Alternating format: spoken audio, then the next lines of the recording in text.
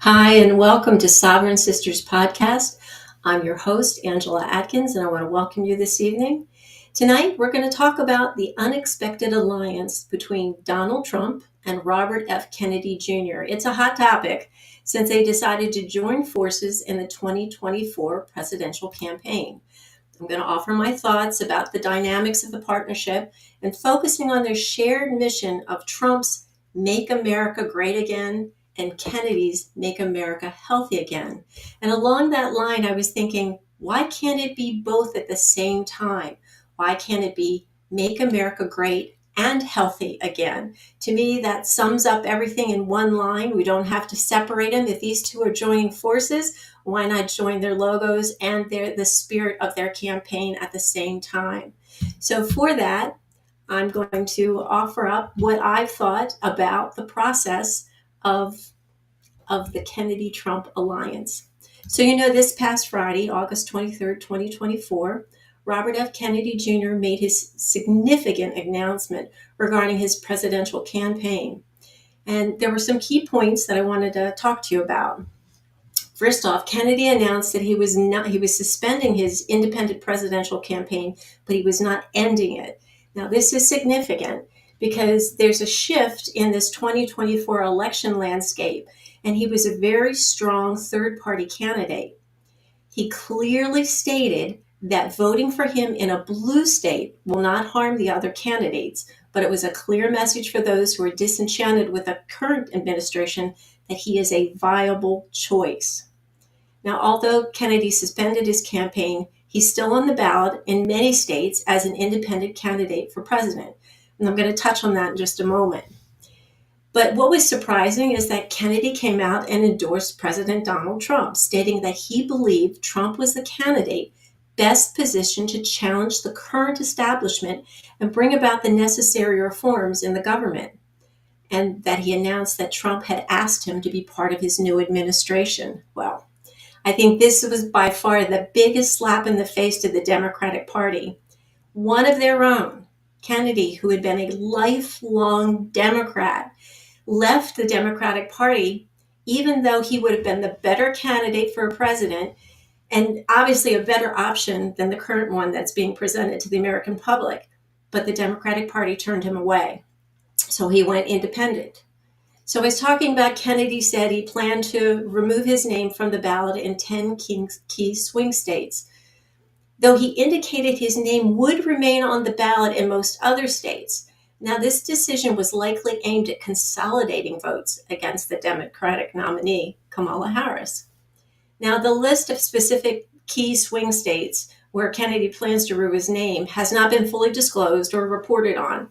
So the decision to focus on swing states suggests that they would likely want to include states that have a history of close electoral outcomes, which is usually crucial for determining the winner in the U.S. presidential elections. So I looked up on Ballotpedia, and RFK Jr. is already disqualified in Florida and New York, and he's already been withdrawn from Texas. So what are some of the other states that he's still on the ballot, but might be a swing state option for him to remove his name? Well, one of the first ones that comes to mind is Arizona. Remember Maricopa County? That makes sense, right? And then there's Michigan, North Carolina, Ohio, Pennsylvania, Wisconsin, and I'm certain there are others, but they're the ones that typically have been the swing vote in the presidential elections. But without specific confirmation from the Kennedy campaign, I'm just speculating on what I think might be the states. But the strategies that are being used are very strategic because they're going to make a significant impact on this swing vote itself.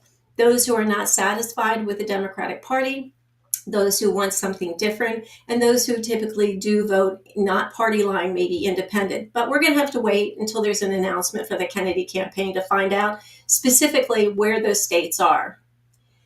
Now, during his speech, Kennedy reiterated his critiques about the political establishment, which he views as being overly influenced by corporate interests, and he especially pointed out the pharmaceutical industry. I think that's key to who Kennedy is. He's been a champion of children's health for years. Now, he argued that his decisions to endorse Trump was in line with his broader goals of challenging the entrenched powers in Washington.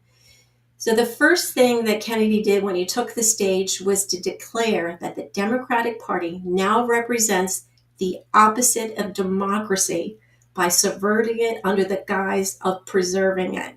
Wow, that is quite a statement from a lifelong Democrat. So in describing the Democratic Party, he stated that it had departed from the values he grew up with, and that's why he chose to leave and run as an independent. That makes perfect sense. Now, these decisions have garnered significant attention and will likely have substantial implications in the 2024 election. I thought his speech was very impactful. He made some very strong declarations about his intentions to make America healthy again. And I wanted you to listen to a short section of it. Let me play that for you. If I'm given the chance to fix the chronic disease crisis and reform our food production, I promise that within 2 years, we will watch chronic disease burden lift dramatically. We will make Americans healthy again.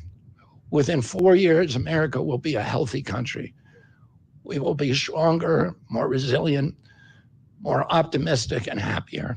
I won't fail in doing this. Ultimately, the future, however it happens, is in God's hands and in the hands of the American voters and those of President Trump.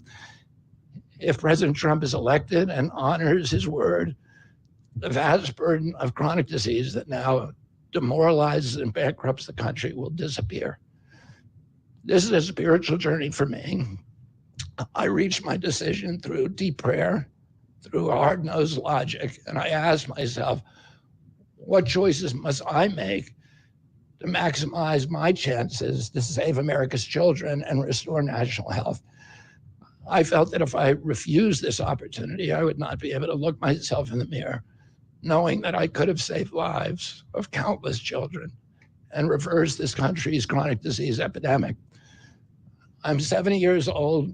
I may have a decade to be effective. I can't imagine that President Harris would allow me or anyone to solve these dire problems. After 8 years of President Harris, any opportunity for me to fix the problem will be out of my reach forever. President Trump has told me that he wants this to be his legacy. I'm choosing to believe that this time he will follow through.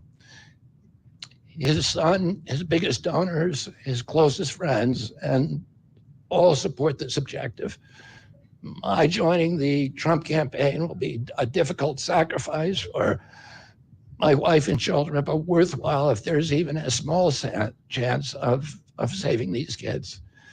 Ultimately, the only thing that will save our country and our children is if we choose to love our kids more than we hate each other. That's why I launched my campaign to unify America.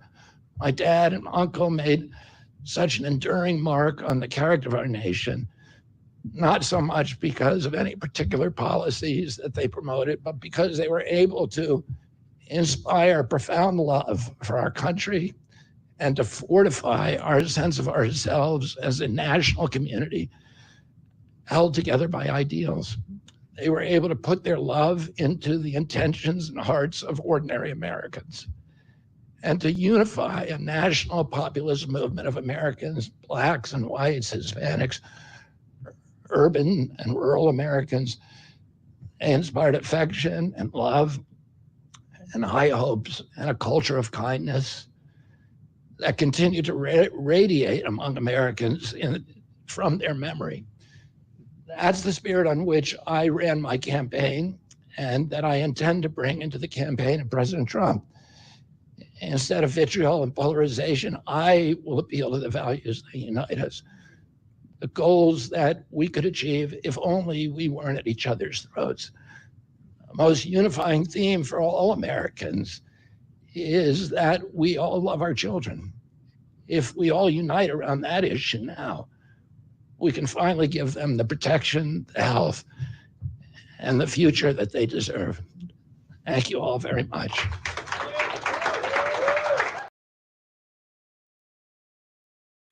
One thing that I hear repeatedly that Robert F. Kennedy says is unify. And I'm going to bring a little bit more of that up later, but he has great ideas. He wants to unify around children. And not only that, but he's putting out other great ideas about how he can help us be healthy again. He responded to a recent post on X where he stated that the Trump Unity administration would also put a stop to chemtrails, calling it a crime. And indeed it is. We are being sprayed upon without our permission, and who knows what's happening to us. So I agree wholeheartedly and love to hear that sentiment that he is going to do something about it. Well, then the next step was at the Glendale, Arizona rally. President Donald Trump warmly welcomed Robert F. Kennedy Jr. on stage and into his administration. Trump emphasized their shared values, particularly on issues like securing the border, protecting free speech, and combating what they both see as overreach by the Democratic Party. He emphasized that they are both in this to do what is right for the country. Now, Trump praised Kennedy for his courage in standing against the establishment forces and announced that Kennedy would play a significant role in his administration. Those specific details about Kennedy's role are not disclosed at this time. I have some speculation of my own, and it's in line with others who have proposed the same type of thing. We think that Trump may appoint RFK Jr. as head of HHS, Health and Human Services. And with this announcement, he said he would establish a panel of top experts to work with Bobby, as he calls him, to investigate chronic health problems, childhood diseases, and toxins in our food supply, among many other issues. Now, the Secretary of the Department of Health and Human Services oversees a wide range of agencies and offices that are responsible for various aspects of health, social services, scientific research, all throughout the United States. Now, I wanted to go through some of these agencies that it would be incumbent upon Kennedy, if chosen as the lead for HHS, that he would have impact on. And the first one is the Centers for Disease Control and Prevention, CDC. They're supposed to focus on protecting public health and safety through control and prevention of disease, injury, and disability. That's what it says. We've come to know it as a toxin developer. You know what I mean when I say that. Along with the diagnostic methods that go along with it. Think PCR, and you know it's not a diagnostic tool, but that's what they say it is. And all the processes that were developed, which health practitioners have to follow. Now, this could be a huge difference if Kennedy is in there and able to say, no more. You can't run the world by, cracking the whip on health practitioners. We have to let our medical practitioners treat their patients as they normally would without being unduly influenced to use one or another method if it doesn't follow what is right for their patient. And this would be a huge win. So another one of these agencies would be the Centers for Medicare and Medicaid Services, CMS. Now, they're supposed to administer the nation's major healthcare programs, including Medicare, Medicaid, and the Children's Health Insurance Program. But we know there is an incredible amount of fraud, waste, and abuse. And in 2020, that amounted to about $86 billion of fraud. And I think that's a conservative estimate.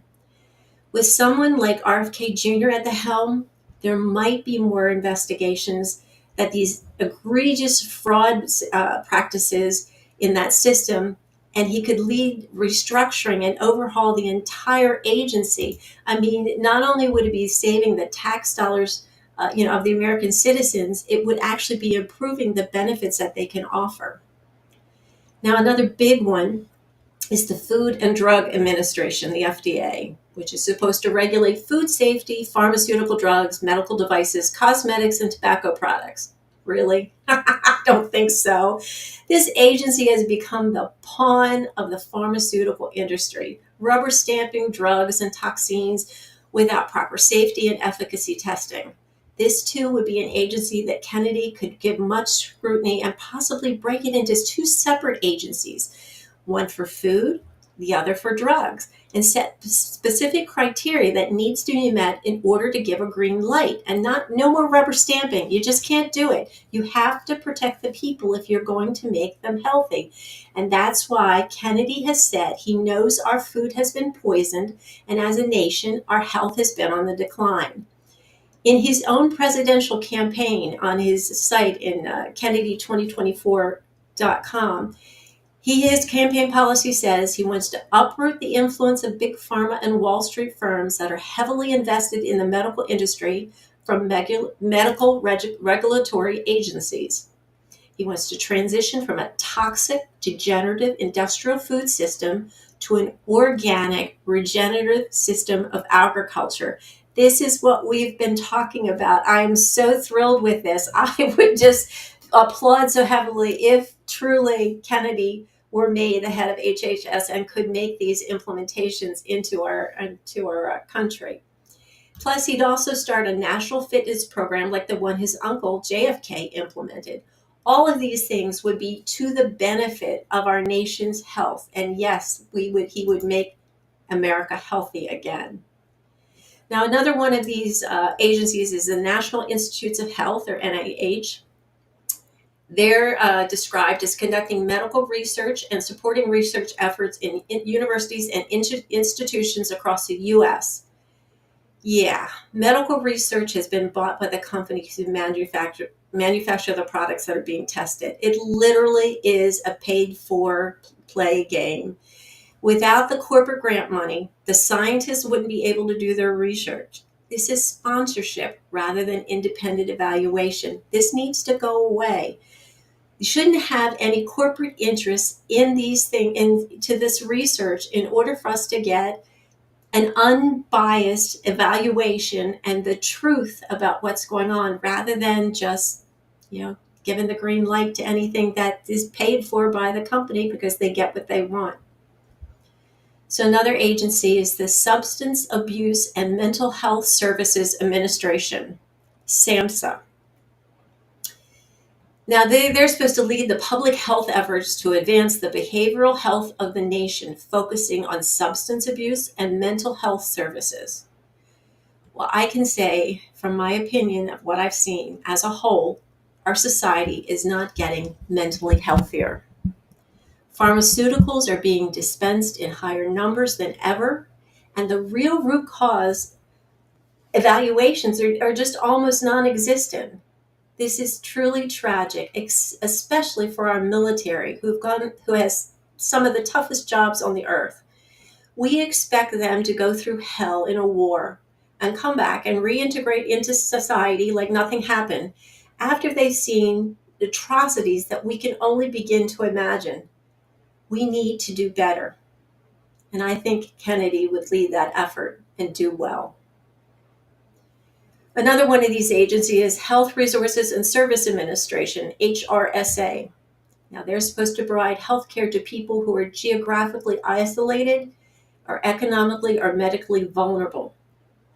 This is another agency that spends money without significant results. Have they helped improve the health in rural areas? In my opinion, this is more lip service than actual service. Now, here's one that really upsets me because it shouldn't be this way. One of those agencies is the Indian Health Service, or the IHS. Now, they're supposed to provide health services to American Indians and Alaska Natives. The U.S. government has done little to help these indigenous people.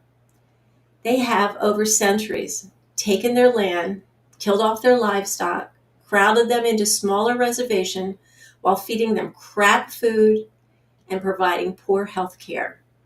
Now, I'm not speaking for each individual in these agencies. I'm talking about overall policy. Here are some of the health factors that go into why I say this is egregious, because they're not doing what they've been tasked to do. The overall life expectancy is approximately 5.5 years less than the average American for these indigenous people. They experience chronic diseases such as diabetes, heart disease, and obesity at higher rates, and that's more than double of non-Hispanic whites. Their mental health issues are a significant concern, with higher rates of depression, anxiety, and substance abuse. And suicides are higher than any other racial or ethnic group in the US, and especially among their youth. Substance abuse, especially from alcohol, is at a rate much higher than the national average, and the opioid and methamphetamine use is growing. Their access to healthcare is limited, especially for those in rural areas. The Indian Healthcare Services says they are chronically underfunded, which leads to gaps in healthcare, limited resources, and understaffed facilities. But in 2024, they had a budget of $9.3 billion with a B. But still, there's poverty, lack of education, lack of housing, and many other issues for these people. I would say they're not wisely using their resources. Another agency is the Administration for Children and Families, the ACF. This oversees programs related to children, families, and communities, including Head Start and foster care. Now, we've heard stories of people who are served by this agency. Have they been pulled out of poverty? I haven't seen it. Or if there's been so few that it's not been noticed. These are the people who are supposed to assist human trafficking survivors. And yet, we are fourth in the world in human trafficking. That should be not something we should be proud of, to be as so highly ranked. Again, I can see County putting the boot on this lack of results in this agency. Another one of these agencies is the Administration for Community Living, the ACL. Now, they're supposed to focus on increasing access to community supports and resources for older American and people with disabilities. Again, I see billions of dollars going in, not much coming out. I'm just going to read through some of the rest of these rather than go into detail, just so you're aware of what impact Kennedy could have by being at the lead and administering all of these agencies and bringing them to answer to their mission as stated. So the Agency for Healthcare Research and Quality, the AHRQ, all these initials drive me crazy. They're supposed to support research to improve quality of healthcare. Do you see healthcare being improved? I don't. Then there's the Agency for Toxic Substances and Disease Registry, the ATSDR. They're supposed to prevent exposure to hazardous substances from waste sites and environmental releases. How many toxic dumps have we seen or heard about over the years? It just boggles my mind how many billions of dollars are wasted by these agencies and nothing gets done. And then there's the Office to the Assistant Secretary for Health, the OASH. Supposed to provide leadership on public health and oversee various public health offices, including the Office of the Surgeon General. I'm sorry. Could some of these things be consolidated? Could we combine resources and use the most effective way and stop splitting them up into these tiny little narrow agencies that get billions of dollars and then do nothing with the money as far as assisting people? It's like this constant flow of money, but no results at the end. And then there's the Office of the Assistant Secretary for Preparedness and Response, at the ASPR, prepares the nation for public health emergencies and disaster. Really? This agency needs to be overhauled. We are not prepared as a society to do anything that will assist people to be safe or free from disease. We are a chronically ill society in any way that you want to look at it. There's not much hope for us if we keep going in the same direction. It's time for change. Could Kennedy be that? I think it's possible. These agencies and office collectively work for the Secretary of HHS to promote health and protect the public as far as the well-being of all Americans. You'll see in the following video that RFK Jr. refers to Kelly Means, who, if you recall, was interviewed by Tucker Carlson, which I showed you in a clip in last week's podcast. But this is where we need to go as a nation: restore our food supply, increase the health of people, and reduce corporate influence. Let's watch what he has to say. This is a tribute in honor of Bobby. I am announcing tonight that upon my election, I will establish a new independent presidential commission on assassination attempts.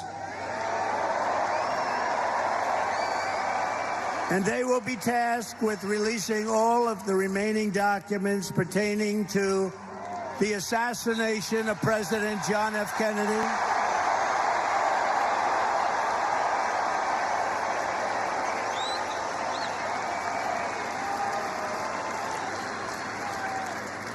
And they will also conduct a rigorous review of the attack last month. But I tell you, I have never had more people ask me, please, sir, release the documents on the Kennedy assassination. And we're going to do that. And I also want to salute Bobby's decades of work as an advocate for the health of our families and our children. Nobody's done more.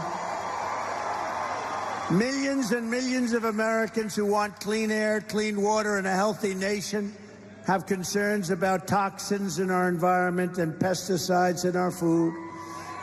That's why today I'm repeating my pledge to establish a panel of top experts working with Bobby to investigate what is causing the decades-long increase in chronic health problems and childhood diseases, including autoimmune disorders, autism, obesity, infertility, and many more. We want every child in America to grow up and to live a long and healthy life. Worse, after the assassination attempt at Butler, I got a call from a safe food advocate named Kelly Means, who's been fighting for many years to try to end the corruption at CDC and FDA and USDA. And these institutions, these regulatory agencies, are actually run by the big food processing companies, the big ag and the chemical companies that they're supposed to regulate. And he said to me that he'd been advising me for many years and on my campaign. And he told me that night that he was also advising President Trump. And he asked if I would talk to President Trump. And I said, of course. And about a few minutes later, I got a call from the president. And we talked. We had a very good talk.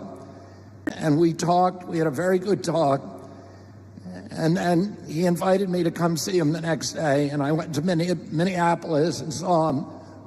We met again a couple of weeks later in Florida, and we talked about, not about the things that separate us because we don't agree on everything, but on the values and the issues that bind us together. And one of the issues that he talked about was having safe food and ending the chronic disease epidemic.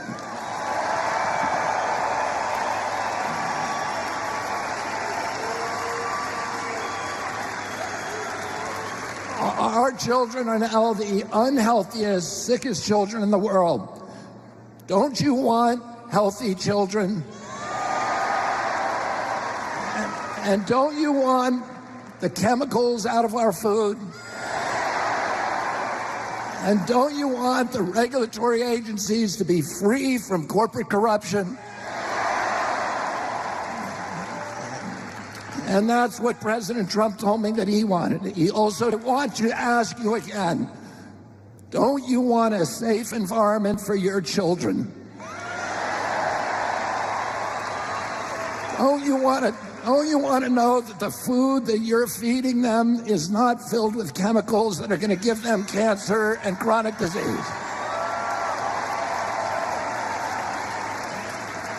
And don't you want a president that's going to make America healthy again.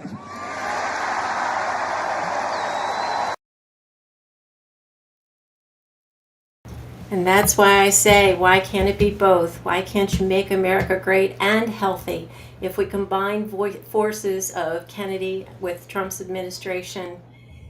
But I think what we need to understand is currently, with all the corruption, the devaluation of our currency, the endless wars we continue to fund, the decreasing health of the population, open borders that threaten the foundation of our constitutional republic, it's time for change. So, what if this is a watershed moment where we see those in the Democratic Party who are not corrupted by power or overreaching control will flee to a new party? And then will we have the total implosion of the Democratic Party? Trump and Kennedy both talk about unity. What if there's no more Republican or Democrat Party? This could be the inception of the unity party. That's what I hear them talking about all the time, unity.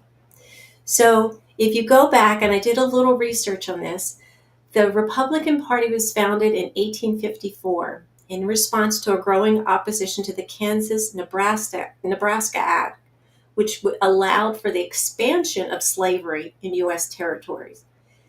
The party emerged as a coalition of anti-slavery activists who were known as the Whigs, or Free Soilers, and the Northern Democrats. It was established in Ripon, Wisconsin, and quickly became a major political force. The party's formation was triggered by a deepening national crisis over the issue of slavery, and they adopted the name Republican Party to emphasize their commitment to Republican principles. Now, this led to their first presidential candidate, who was John C. Fremont in 1856, and then Abraham Lincoln's election in 1860. Now, on the other side, the Democratic Party was established in 1828, which makes it the oldest active political party in the United States. It evolved from the Democratic Republican Party, which was founded by Thomas Jefferson and James Madison in early 1790s. The Democratic Republican Party was originally formed in opposition to the Federalist Party, advocating for states' rights and a more agrarian-based economy.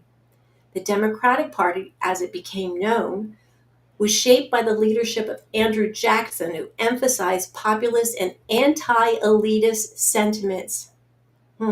Sounds interesting. That was a great idea at the time. Now, the Federalist Party that they were talking about, that they were coming up against, was one of the first political parties in the United States, and it was active from 1790s to around 1820. The party was founded by Alexander Hamilton, who served as the first Secretary of Treasury under President George Washington. The Federalists supported a strong national government, a robust financial system, and close ties with Britain. They favored the interests of merchants, bankers, and manufacturers, and were generally supported by the wealthier, more urban areas of the country. So as you can see, the political pendulum swings back and forth. Maybe now is the time for a drastic change. Most of us living today only know a two-party system of Democrats and Republicans.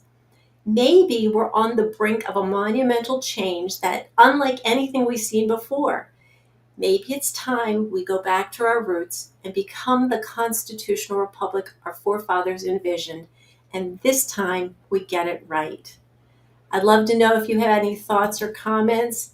I'm open to, questions here, or posting your comments in the video repositories where they are. I look forward to having conversations with you about this, because I truly think we are standing on the brink of major change. Now, I said before in a previous podcast, I'm not a very political person, but when I heard Kennedy talk about make America healthy again, it struck a chord with me. That's my focus, health and nutrition.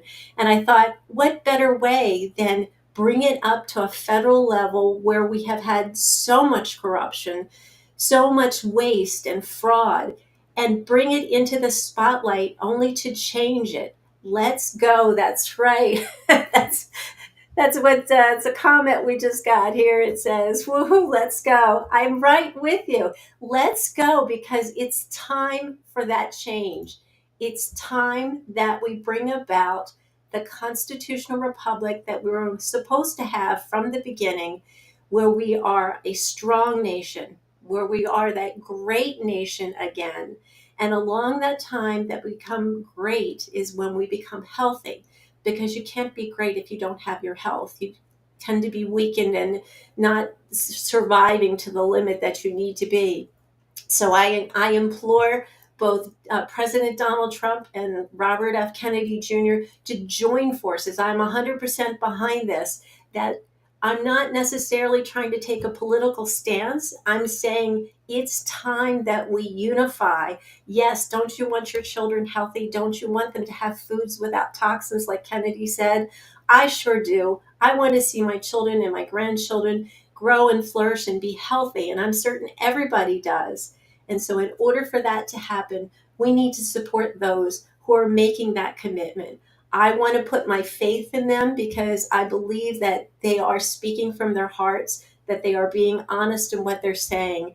And with that, I would say you need to vote your heart. I'm not telling you who to vote for. I'm not even suggesting that there's one or the other choice. I'm telling you that what I've analyzed is from the course of actions that we've had with the current administration for the last 4 years, our society has been weakened, nearly destroyed, and we're on the brink of collapse. I believe we're near a financial collapse. We're at a nation we're looked at by the other countries, I think, as we're heading as a third world nation. And I don't want to see that. I love my country. I love being an American. I don't want to see it fall. But unless we get someone in there who is willing to do the right thing, not the thing that's most expeditious for them or that brings them money, fame, something else, but what is right for the people. We elect people to represent us, not to do what they wish, but what we wish. And I hope and I pray that they have heard us, that we wish for a better nation to be stronger, for a better nation to be healthier. And for that, I say, let's make America great and healthy again. And maybe we can do that with the Trump administration, with Robert F. Kennedy in there, doing what he does best, advocating for health and trying to help our children grow and nurture and be the best that we can be. Again, didn't want to make it a political statement, just wanted to tell you what my thoughts are after hearing this, and I hope to hear from you soon. Take care, and until next time, God bless.